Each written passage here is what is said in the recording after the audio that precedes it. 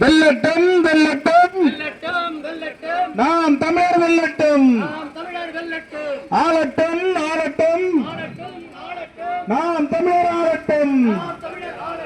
இதுவரை இங்கே அரசியல் என்பது எளிய மக்கள், சாமானிய மக்கள், அடித்தட்டு உழைக்கும் மக்கள், அன்றாடம் காட்சிகள், தினக்கூலிகள், வேளாண் குடிமக்கள் வீட்டு பிள்ளைகள், நெசவாள வீட்டு பிள்ளைகள், இவர்கள் யாவரும் அதிகாரத்துக்கு போக முடியும் என்கிற நிலைதான் ஜனநாயகம்.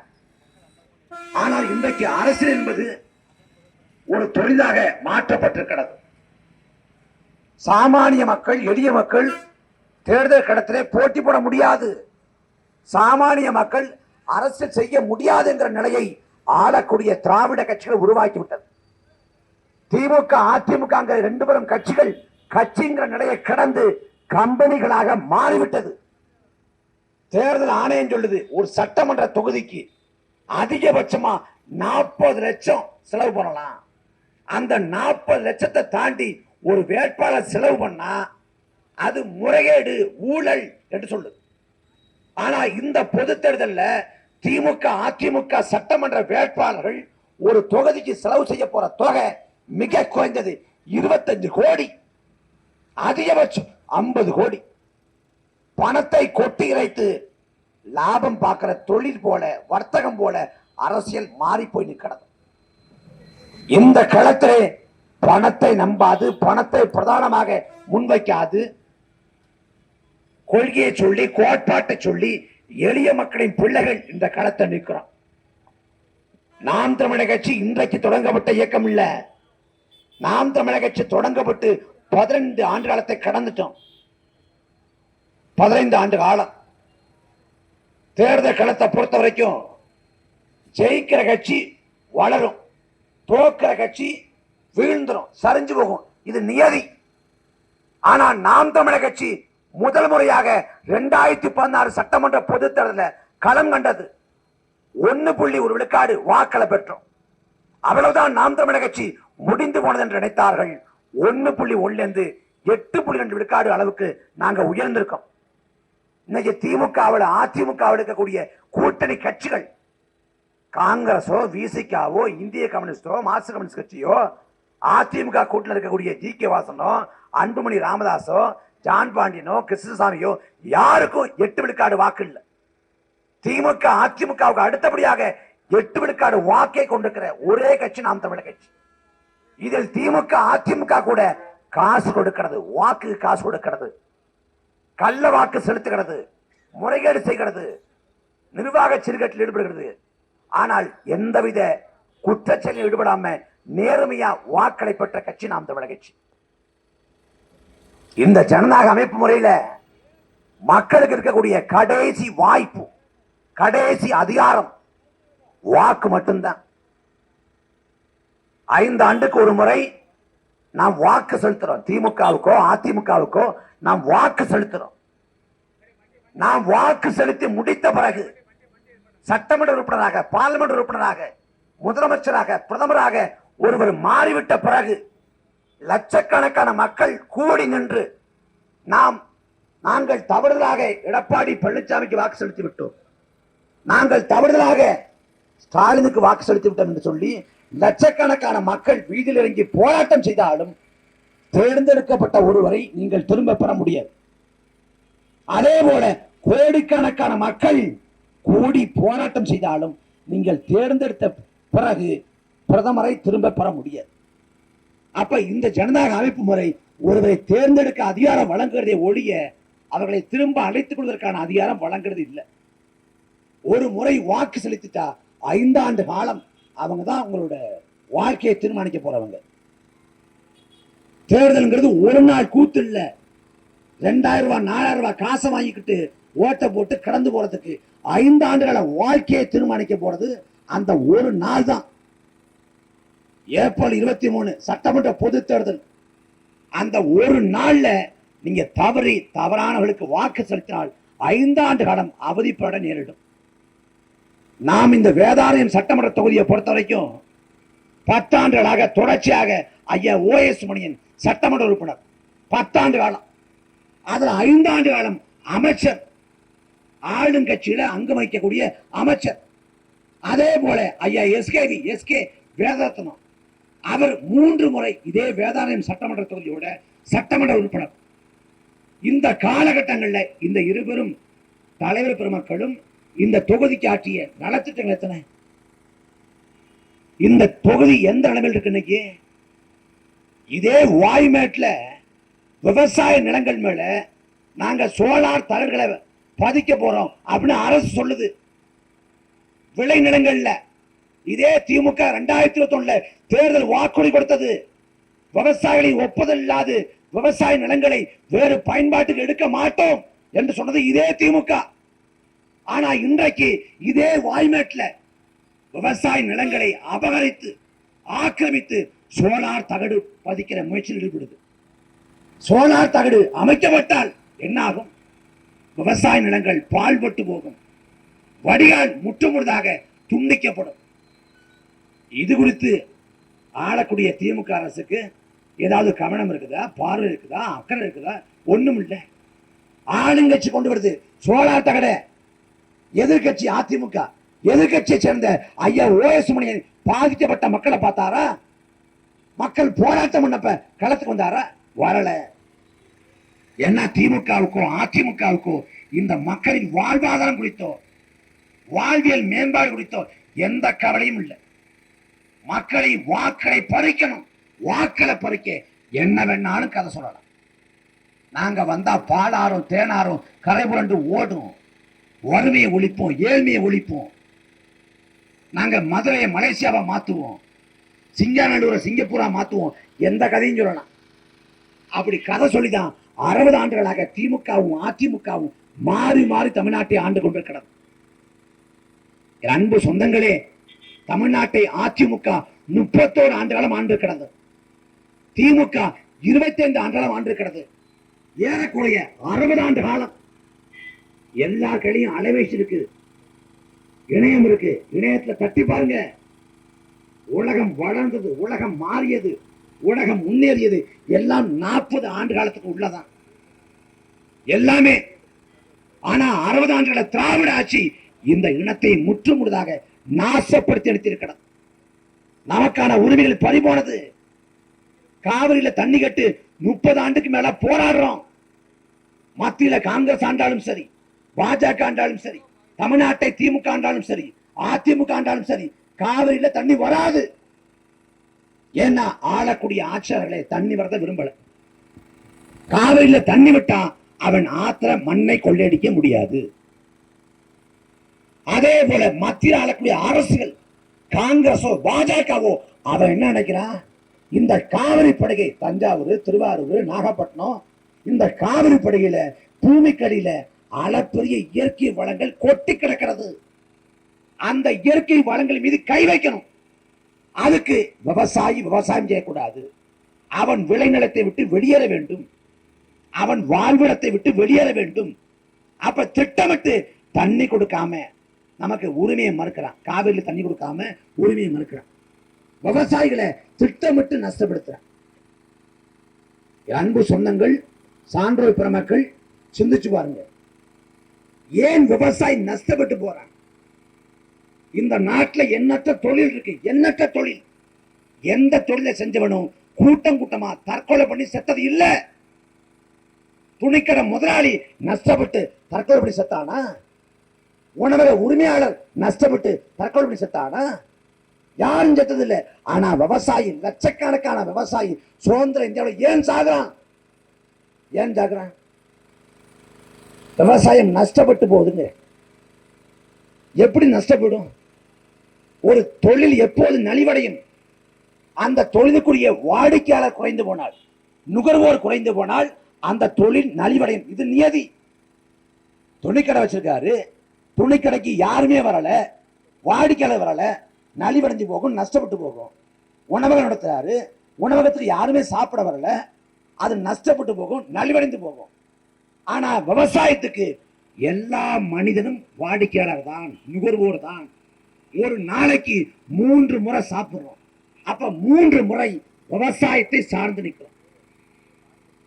காடுகள்ல வாழக்கூடிய பழங்குடி மக்கள் மின்சாரம் இல்லாது காடுகளில் வாழக்கூடிய பழங்குடி மக்களாக இருந்தாலும் சரி, உடல்ல ஆடை தரிக்காது அகோரியாக வாழக்கூடிய அந்த துறவிகளாக இருந்தாலும் சரி, எல்லோருக்கும் சாப்பாடு தேவை, சோறு தேவை.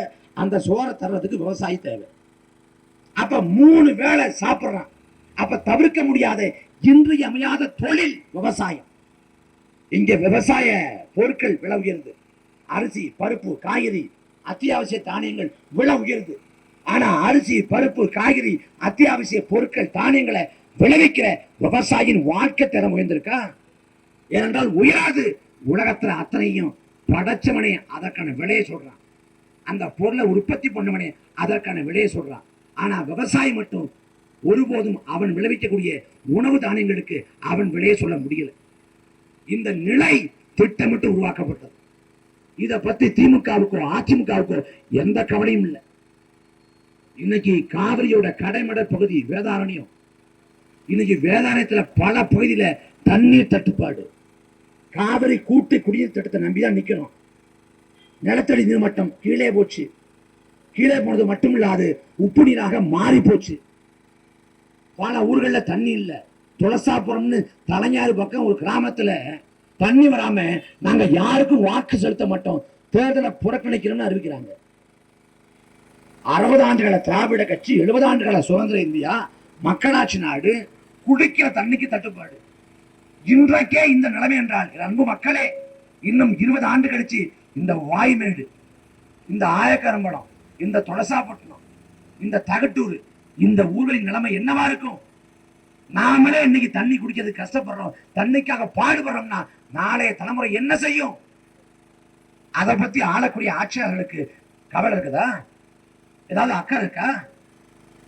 இந்த நிலத்தை மன்னர்கள் ஆண்டார்கள். சேர, சோழ, பாண்டிய மன்னர்கள் தனித்தனியாக பிரிந்து ஆண்டார்கள். சேர, சோழ, பாண்டிய சாம்ராஜ்யத்தின் கீழே இந்த நாடு இருந்தது. அந்த காலத்துல சேசிப்பு இல்ல, கிட்டாச்சு இல்ல, டிராக்டர் இல்ல, பொக்கலின் இல்ல, கனரக எந்திரம் இல்ல, கனரக வாகனம் இல்ல. இருந்தது மண்வெட்டின் கடப்பாறையும் தான். மண்வெட்டின் கடப்பாறை கொண்டு ஏரிகளை வெட்டினா, குளங்களை வெட்டினா, கண்மாயை வெட்டினா, ஏரிகளை சங்கிலி தொடர் போல நினைச்சான். மக்களுக்கான நீர் பாசனத்தை உருவாக்கினா, மக்களோட குடிநீர் தேவையை போக்கினா, எல்லாத்தையும் செஞ்சு கொடுத்தான். நம்ம ஆட்கள் எல்லாம் துபாய்க்கு வேலைக்கு போறாங்க, கத்தாருக்கு வேலைக்கு போறாங்க, ஓமனுக்கு வேலைக்கு போறாங்க. யார்ட்டாவது கேளுங்க, துபாயில தண்ணீர் தட்டுப்பாடு இருக்கான்னு கேளுங்க. துபாயில மழைக்காலம் ஒரு காலம் இல்ல. ஐப்பசி, கார்த்திகை, மார்கழி இந்த காலங்கள்ல இங்க மழை பொழியும், பருவமழம்போம், பருவமழை காலம்போம். ஆனா துபாயில பருவமழை காலம் கிடையாது. ஆனா துபாயில தண்ணீர் தட்டுப்பாடு வந்ததுண்டா? சவுதி அரேபியாவில் ஆறே கிடையாது, ஒரு ஆறு கூட கிடையாது. ஆனா இங்க காவிரி, தென்பண்ணை, பாலாறு, தமிழ் கண்டதொரு வையை போன நதி என மேவியாறு பல ஓட திருமணி செலுத்த தமிழ்நாடுன்னு பாடப்பட்ட நிலம். அதுமே இந்தியாவிலேயே பல ஆறுகள் தமிழ்நாட்டில் குறுக்கு நெருக்கமாக ஓடி தமிழ்நாட்டை செழிக்க வைத்தது. ஆறுகளே இல்லாத சவுதி அரேபியாவில் தண்ணீர் தட்டுப்பாடு இல்லை. மழைப்பொழிவே இல்லாத துபாயில தண்ணீர் தட்டுப்பாடு இல்லை. இத்தனைக்கும் துபாய, சவுதி அரேபியாவை, கத்தார, ஓமனை ஆளக்கூடியது மக்களால் தேர்வு செய்யப்பட்ட ஆட்சியாளர் இல்லை. அங்க தேர்தல் கிடையாது, கட்சி கிடையாது, அரசியல் கிடையாது. அங்க மன்னராட்சி முறை. ஒரு ஷேக் ஆடுறான். ஒரு மன்னராட்சி முறையில கடைக்கோடி வரை எல்லாத்தையும் சாத்தியப்படுத்த முடியுது. ஆனா மக்களாட்சி நாட்டுல நாம் வரி செலுத்துறோம். தண்ணிக்கு வரி செலுத்துறோம், கல்விக்கு வரி செலுத்துறோம், மருத்துவத்துக்கு வரி செலுத்துறோம். நாம வாங்கக்கூடிய பொருட்கள்ல எல்லாத்தையும் வரி பிடித்தம் செய்யப்படுது. எல்லாரும் வரி கட்டுறோம். இன்கம் டாக்ஸ் கட்டுறோம் மட்டும்தான் வரி கட்டான்னு இல்ல. நீங்க வாழைப்பழம் வாங்கினாலும், நீங்க மெழுகுவர்த்தி வாங்கினாலும் எல்லா பொருட்களையும் மறைமுக வரி இருக்கிறது. வரியை அரசு எடுத்துக்கொள்கிறது. எதற்காக எடுத்துக்குது? உங்களுக்கு தரமான கல்வியை கொடுப்பதற்கு, உங்களுக்கு தரமான மருத்துவத்தை கொடுப்பதற்கு, உங்களுக்கு தரமான குடிநீரை கொடுப்பதற்கு, உங்களுக்கு தரமான சுகாதாரத்தை கட்டமைப்பதற்கு எல்லாத்தையும் வரியை வாங்கிக்கிற அரசு எல்லாத்தையும் தனியாற்ற கொடுத்துட்டு நம்மளை நடுத்தர விடுது. அதுக்கு ஒரு மாற்றம் தேவைப்படுது. வெறுமனே மாற்றம் இல்லை, ஆட்சி மாற்றம் இல்லை, அரசியல் மாற்றம், அமைப்பு மாற்றம், எல்லாமே மாற்றம். அந்த மாற்றை முன்வைத்து இந்த களத்திலே 15 ஆண்டாக களத்தை நிற்கிறோம். உங்கள் பிள்ளைகளுக்கு வாக்கை, விவசாய சின்னத்தை தாருங்கள். ஐயா ஓஎஸ்எம் இங்க வேதாரண்யத்தில் சட்டமன்ற உறுப்பினராக இருந்துட்டாங்க. இருந்தா என்ன செய்வாரு? 2 முறை பார்த்துட்டீங்க. ஐயா எஸ்கேவி இதே வேதாளத்தில் சட்டமன்ற உறுப்பினராக 3 முறை இருந்துட்டாங்க. அவர் இருந்தா என்ன செய்வாரு பார்த்துட்டீங்க. உங்கள் பிள்ளைகள் நாங்கள் என்ன செய்வோம் என்று பாருங்க. ஒரு வாய்ப்பு கொடுங்க. இந்த தொகுதியில அடிப்படையான சிக்கல்களை தீர்த்து வைப்போம். உட்கட்டுமானத்தை உருவாக்குவோம். சாலை சரியில்லை, தெருவிளக்கு இல்லை, சுகாதாரம் இல்லை. இந்த நிலை இல்லாது ஒரு முன்னுதாரணமான தொகுதியாக இந்த தொகுதியை மாற்றி காட்டுவோம். அதற்காக உங்கள் பிள்ளைகள் வந்து உங்களிடத்தை வாக்கெட்டு நிற்கிறோம். நீங்க சாப்பிட போறப்ப ஏதாவது கடைக்கு போய் சாப்பிட போறது இல்லை. எந்த கடையில சாப்பாடு நல்லா இருக்குமோ சுவையா இருக்குமோ தேடி போய் சாப்பிடுறீங்க. துணி எடுக்கிறப்ப ஏதாவது கடையில போய் போறது இல்லை. எந்த துணி வந்து நல்லா உழைக்குமோ அங்க போறீங்க. செருப்பு எடுக்கிறப்ப 4 தடவை செருப்பை போட்டு பாக்குறீங்க. செருப்பு உழைக்குமான்னு கேக்குறீங்க. காலில் போடுற செருப்பை உழைக்குமா என்று பார்த்து தேர்வு செய்கிற நீங்கள் உங்களை ஆளுகை செய்கிற சட்டமன்ற உறுப்பினரை, பார்லிமெண்ட் உறுப்பினரை மக்களுக்காக உழைப்பாரா என்று பார்த்து தேர்வு பண்றது இல்லை. அதான் பிரச்சனை. அப்ப 30 நாட்கள் இருக்கிறது. 30 நாட்கள். இந்த 30 நாட்களை யோசிங்க, ஆனந்தமும் யோசிங்க. யார் சட்டமன்ற உறுப்பினராக வந்தால் சரியாக இருக்கும், எந்த கட்சி இங்க அதிகாரத்துக்கு வந்தா சரியாக இருக்கும், எந்த கட்சியும் வாக்கு செலுத்தலாம். ரத்தனைக்கு போறதா, உதயசூனுக்கு போறதா, விவசாயிக்கு போறதா, உட்கார்ந்து அலசி தீருங்க. உங்க நண்பரோட, உங்க மனைவியோட, உங்க கணவரோட, உங்க காதலியோட, உங்க காதலனோட, யாரோட வேணுமானாலும் உட்கார்ந்து தயவு செஞ்சு ஒரு நாள்ல ஒரு 1/4 மணி நேரம், ஒரு 10 நிமிஷம் அரசியல் பேசுங்க. நாம் தமிழர் கட்சியை கண்மூடித்தனமாக நீங்கள் ஆதரிக்க வேண்டாம். பேச்சு கொடுக்கிற என்னை கண்மூடித்தனமாக ஆதரிக்க வேண்டாம். நாங்கள் பேசுகிற பேச்சு, எடுத்து வைக்கக்கூடிய கருத்து, வைக்கக்கூடிய வாதம் சரியாக இருக்கிறதா, அவர் சொல்றது சரியா தேடுங்க, விமர்சனம் பண்ணுங்க, அலசி தீருங்க, பகுப்பாய்வு பண்ணுங்க, சீர்தூக்கி பாருங்க. நாம் தமிழர் கட்சியின் 15 ஆண்டு செயல்பாட்டை நீங்கள் எடை போடுங்க. அதே போல திமுக, அதே போல அதிமுக. ஒரு தராசுல வைங்க, எண்ணெய் வையுங்கள், ஓஎஸ் மணியை வைங்க, எஸ்கேவியை வைங்க. வைத்த பிறகு எது சரியா இருக்குமோ, எது நாட்டில உகந்ததோ அப்படி தேர்ந்தெடுத்து வாக்க செலுத்துங்க. வாக்கு என்பது ஒரு நாள் விளையாட்டு இல்லை, வேடிக்கை இல்லை, 5 ஆண்டு கால வாழ்க்கை. அதை உணர்ந்து உங்கள் வாக்களை தாருங்கள். நாம் தமிழர் கட்சி இங்க விவசாய சின்னத்திலே போட்டி போடுகிறது. இந்த வாய்மேடு தொகுதியில இப்போதைக்கு மிக பிரதானமான சிக்கலாக அந்த சோலார் மின் தகடுகள் பதிக்கக்கூடிய அந்த வேலை நடக்குது. யாரு திமுக வள போகலாம், அதிமுக வள போகலாம், மற்ற கட்சிகள் காசை வாங்கிட்டு அமைதியா போகலாம். நாம் தமிழர் கட்சி நாங்கள் சத்தியம் சொல்றோம், கடைசி வரைக்கும் களத்தை நிற்போம். நாங்கள் கடைசி வரைக்கும் களத்தில் விவசாய நிலத்தை மீட்போம், காப்போம். எப்பாடுபட்டாவது விளை நிலத்துல இந்த சூரிய மின்தகடு சோலார் அமைக்கிற திட்டத்தை தடுத்து நிறுத்துவோம். நீ வழக்க போட்டாலும் சரிதான், செயல போட்டாலும் சரிதான், எதா இருந்தாலும் சரிதான், நாங்கள் களத்தை நிற்போம். அதிகபட்சம் என்ன வழக்கு தானே, அதிகபட்சம் என்ன குண்ட சட்டம் தானே, அதிகபட்சம் குண்ட சட்டம். வழக்கு சிறைன்னா என்ன, கொலை வழக்கு, கொலை வழக்குக்கு 90 நாள்ல வெள்ள வெட்டலாம். குண்ட சட்டம் தான் மிஞ்சி போனா 60 நாள் தான். அடிமை இந்தியாவில் வாவுசி சிறைக்கு போனான். வாவுசி சிறைக்கு போனது எதற்காக? மண்ணின் விடுதலைக்காக, மண்ணை காப்பதற்காக. அன்னைக்கு வாவுசியை நோக்கி ராஜ துரோகின்னா வெள்ளக்காரன். அதே போல இன்னைக்கு மண்ணின் நடந்துக்காக நாம் போராடுறோம். தேச துரோகி, ஆன்டி இந்தியன். எவன் என்ன வேணாம் சொல்லிட்டு போட்டோம். இந்த நிலத்துல, விவசாய நிலத்துல நீ சோலார் மின் தகட எங்கேயோ கொண்டு அமைச்சுக்க. அதை அமைக்கிறது பிரச்சனை இல்லை, விளைநிலத்துல பதிக்காத, எங்கள் வடிகால துண்டிக்காத. நாங்க ஏற்கனவே வேளாண்மையில நொடிச்சு போய் நிக்கிறோம். விவசாயம் இல்லாத ஒரு தலைமுறை உருவாகி கொண்டிருக்கு. எல்லா வீட்டுகள்லயும் முதல்ல 10,000 இருந்துச்சு. எல்லா வீட்லயும் குப்பை கொடி இருந்துச்சு. குப்பை கொடியில கொண்ட மாட்டுச்சாணத்தை, ஆட்டு புழுக்கையை கொண்டு கொட்டுவோம். விவசாயத்துக்காக இயற்கை உரமா பயன்படுத்துவோம். அந்த சுழற்சி முறை இருந்துச்சு. இன்னைக்கு வைக்க போர் இல்லை, இன்னைக்கு 10,000 இல்லை, இன்னைக்கு குப்பை கூலி இல்லை, எல்லாம் இல்லை, எல்லாம் இல்லாம போய் கொண்டிருக்கு. இந்த நிலத்துல நாம விவசாயம் செஞ்சு பொழைக்க முடியாது. விவசாயம் செஞ்சு பொருள் ஈட்டி சொந்தமா ஊர்ல வீடு கட்ட முடியாது. நீ விவசாயம் பண்ணி உன்னால லாபகரமான தொழிலாக நடத்த முடியாது. எங்க நிலையை கொண்டாந்து விட்டுட்டான். நீ சிங்கப்பூருக்கு போகணும், மலேசியாவுக்கு போகணும், துபாய்க்கு போகணும். துபாய்க்கு போய் ஒட்டகம் வைக்கணும், கழிவுகள் கழுவணும். சிங்கப்பூருக்கு மலேசியாவுக்கு ஓட்டர் வேலை பார்க்கணும். லண்டனுக்கு போய் அங்க சூப்பர் மார்க்கெட் வாசல்ல வாட்ச்மேன் வேலை பார்க்கணும்.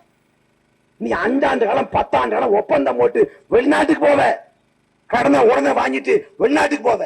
வெளிநாட்டுல இருக்கிற காலத்துல உன்னை பெற்றெடுத்த தாயோ தந்தையோ இறந்து போனால் கூட சொந்த ஊருக்கு திரும்பி தாய்க்கோ தகப்பனுக்கோ கொள்ளி வைக்க முடியாது. சொந்த ஊர்ல வாழ முடியாம இந்த கட்சிகள், இந்த ஆட்சிகள் வெளிநாட்டுக்கு நம்மளை துரத்தி அடிக்கிறது. இது எல்லாத்தையும் மாத்தணும், எல்லாத்தையும் மீட்கணும்னா ஒரே வாய்ப்பு உங்க பிள்ளைகள் தான். ஓஎஸ் மணியை என்ன பண்ணுவாருன்னு பாத்தீங்க, ஓஎஸ் மணியை எப்படி நிர்வாகம் பண்ணுவாருன்னு பாத்தீங்க, எஸ்கேவி எப்படி அவர் நிர்வாகம் செய்வாருன்னு பாத்தீங்க. உங்கள் பிள்ளைகளை எப்படி செய்வாருன்னு எப்படி செய்வாங்கன்னு பாருங்க. அதுக்கு வாய்ப்பு வரக்கூடிய சட்டமன்ற பொது தேர்தல். உங்கள் பிள்ளைகளுக்கு விவசாய சின்னத்தை வாக்களித்தாருங்கள். ஒரே ஒரு முறை வாக்கை மாற்றி செலுத்துங்க. ஒரு முறை உங்கள் வாக்கை மாற்றி செலுத்தாத வரை உங்கள் வாழ்வில் எந்த மாற்றம் உருவாகாது. நான் இலக்கே போட்டு பழக்கம் ஆயிட்டேன், நான் சூரியனுக்கே போட்டு பழக்கம் ஆயிட்டேன்னா நீங்கள் அந்த சின்னத்தை மாற்றாத வரை உங்கள் வாழ்வில் எந்த மாற்றம் உருவாகாது. ஓபிஎஸ் அதிமுக திமுக மாறிடுறாரு. அதே போல திமுகவில் இருந்த முதன்மை நிர்வாகியா இருந்த படுதி இடம்பெழுதி அதிமுக போயிடுறாரு. திமுக அதிமுக போறான், அதிமுக திமுக போறான். இங்கிருந்து இங்க மாறுறான், அங்கிருந்து அங்க மாறுறான். ஆனா நீங்க ரெண்டை விட்டு மாறுங்கன்னா மாற மாட்டேங்கிறீங்க. நீங்க மாறணும், மாறினாதான் எல்லா மாற்றம் நிகழும். மாற்றம் ஒன்றே மாற்றம் இல்லாதுன்னு மாமதி மார்க்ஸ் சொல்றாரு. இந்த நிலமும் மண்ணும் பாதுகாக்கப்பட வேண்டும் என்றால், இந்த மண்ணுக்கான உரிமையில் நிலைநாட்டப்பட வேண்டும் என்றால், இந்த மக்கள் பயனுற வேண்டும் என்றால் நாம் தமிழர் கட்சி ஆதரியுங்கள், விவசாய சின்னத்தை வாக்களித்தாருங்கள். நாங்கள் இறுதிவரை உறுதியாக இந்த மண்ணுக்காக மக்களுக்காக உழைத்து சாவோம். நன்றி, வணக்கம்.